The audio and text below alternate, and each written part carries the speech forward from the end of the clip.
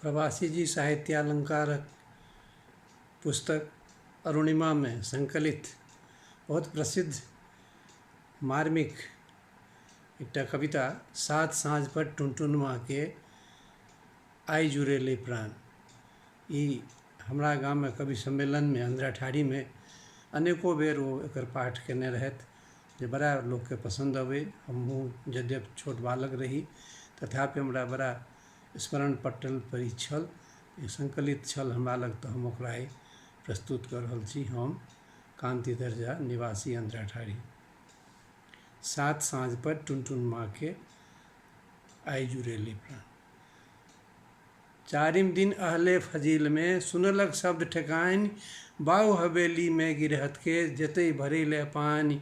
बूढ़ा मालिकक बरखी हेतै भरि गामक छै भोज, पानि जकाँ परसेतै घीबे कथुक न रहतै ओज। आंगन में पंघत दुआरि पर साजल कुकुरक सेन, ड्योरी पर सुसुआइत छलै बिजलीक बड़का ललटेन। तर्क वितर्क करैत कुकुर लग बैसल छल मनमारि, दूध मुँहा बच्चाक हृदय में भावक उठै बिहारि। मूल मालिकक नामे होइ छै एतबा अन्न जियान, जनम जनम हम आउर काटी भुखले छूटे प्राण। हाथ पैर सर्वांग मनुखे सन हमरो सब अछि, हाथ पैर सर्वांग मनुखे सन हमरो सब अछि। आंगुर कटला पर बहैत अछि हमरो लाल सुनीत, कतबो भेल बहीर देह धरि झरै नयन सँ नोरे। भावक अछि न अभाव नीक सन लागै गीत प्रीत, झखैत तपैत सूति रहल छल एलै कतौ सँ बाप। कोर में उठा लेलक नेनाके ठेठुरल सौंसे देह छूबि के। कचकल मरम कचोट चित्रक पट पर सनमन पड़ैत अछि भरहरिया के भोज।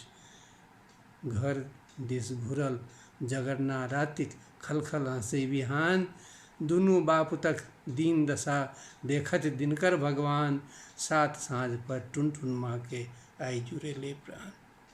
तहिया सँ मुट्ठी भरि दाना भेलै डुमरीक फूल, तहिया सँ मुट्ठी भरि दाना भेलै डुमरीक फूल।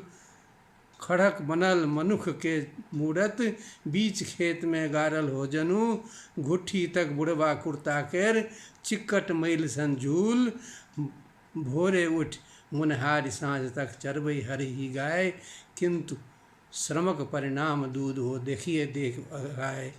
दुपहरिया में आंगन आबे घर सब हबो ढकार, चमचम दिनकर चमकत तैयो दुनिया एकर अन्हार। दूध मुँहा दुख धंधा में बिकल रटनेबन रटै बाप आ माय, मृद मात्सर्जक भाव भेटलै लागल भावक बिछारि। आठ साँझ केर बिलटौ 8 साल के बिलटौआ पर विधिक चक्र प्रतिकूल, फुफरी लागल ठोर हृदय में दारुण अंतर शूल। बगै एकर इतिहास जीवनक करै छै हाहाकार, बगै एकर इतिहास जीवनक करै छै हाहाकार। राति अपन जी जाति गमावे दिनक दिवस पहाड़, दौड़े गैया साँझ होइतै बछरुक हेत बेहाल। दौड़े गैया साँझ होइतै बछरुक हेतु बेहाल, ममता मोहक मूर्ति शिशुक संस्पर्श सँ होय नेहाल। ई मनुष्य केर संतति देखै एकटक भेल विभोर, कल्पनाक शिशु ओझरायल अछि भेटै न भावक ओर। बेरू पहर दिवाकर बाबू साइकिल चला सिखैत, बेरू पहर दिवाकर बाबू साइकिल चला सिखैत, छिड़ियायल नवयुवती सन ओ आबनि न पकड़ि में सोझ। आ ई कामुक पुरुष जकाँ स्वेदित श्रम सँ अपस्यात, गाय छोड़ि कौतुक देखैले टुनटुनमा छल ठाढ़। आकि चितंगे बजरा खसला साइकिल खसले छोड़ि, दौड़ला एकरे दिस आक्रोश। आकि चितंगे बजरा खसला साइकिल खसले छोड़ि, दौड़ला एकरे दिस आक्रोशे। मुक्का लगतहि खसल जननी लय केलक प्राण हाक्रोशे। श्रीमानक कौतुक ई देखत, श्रीमानक कौतुक ई देखत सहि न सकल संसार। निराहार नैनाक आँखि धरि भेलै घुप अन्हार, आँखि खोलि देखलक गिरहतनी करै छथि उपचार। होश होइतहि भोजनक भेटलै नीक निकुत भरि थार। सात साँझ केर क्षुधित शिशुक मन करलै अबो डकार।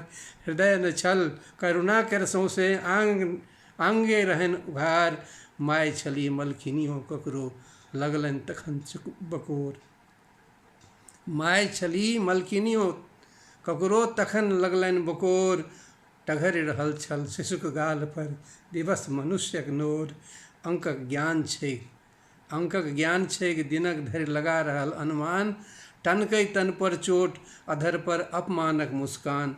सात साँझ पर टुनटुन माँ के आइ जुड़ेले प्राण। सात साँझ पर टुनटुन माँ के आइ जुड़ेले प्राण।